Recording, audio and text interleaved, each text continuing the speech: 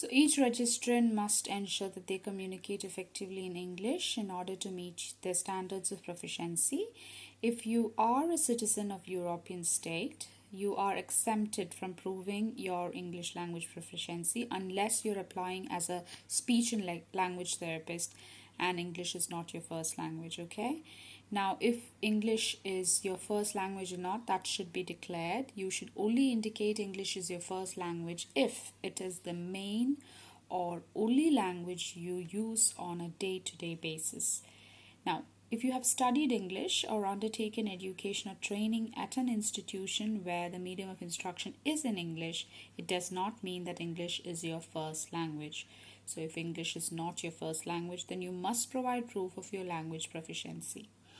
Now, applicants whose first language is not in English, and if you're required to provide a language test certificate as evidence of proficiency, then it should be comparable to IELTS level 7 overall, no element below 6.5.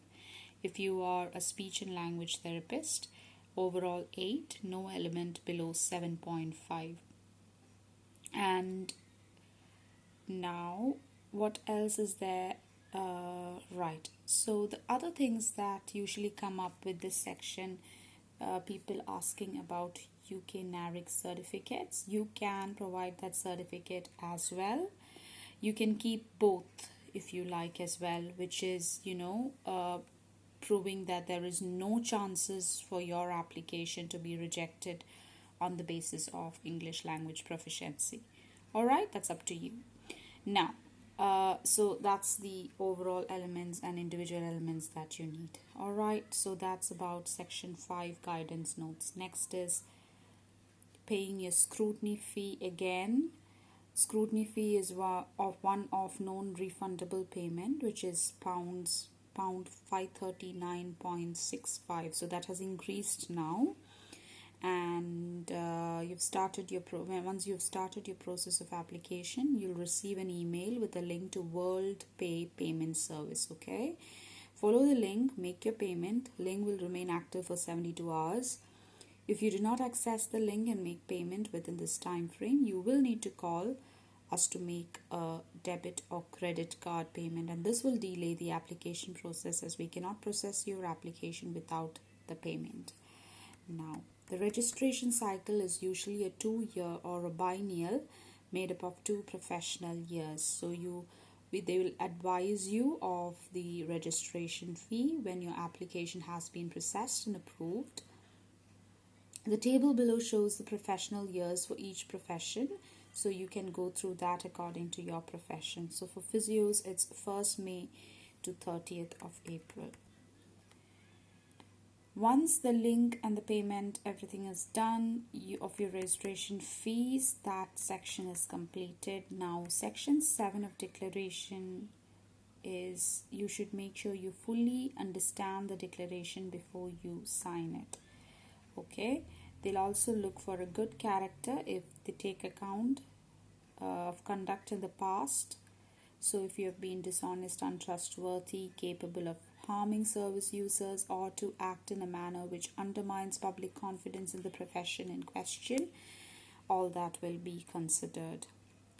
And after reading all that and signing the declaration, for further advice on DBS or disclosure and barring service, you can get into their website, which is given down below.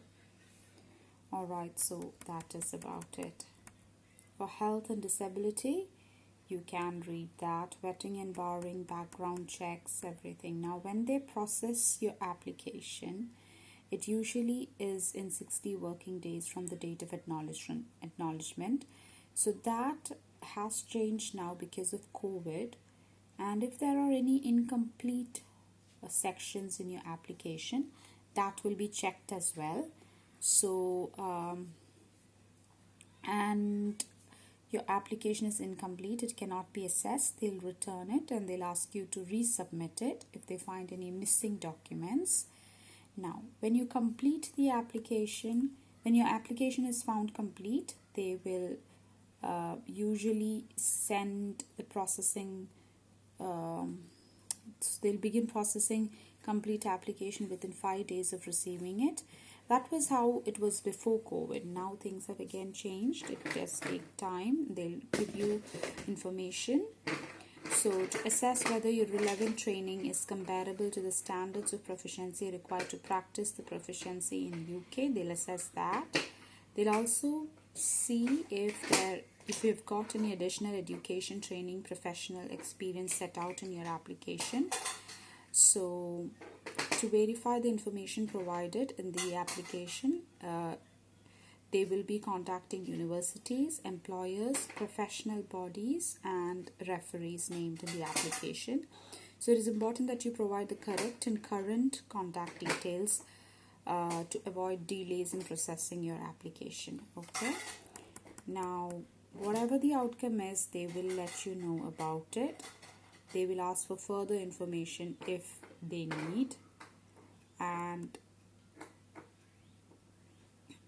if after reviewing your application they find that there are still standards which is outstanding, depending on the number of standards,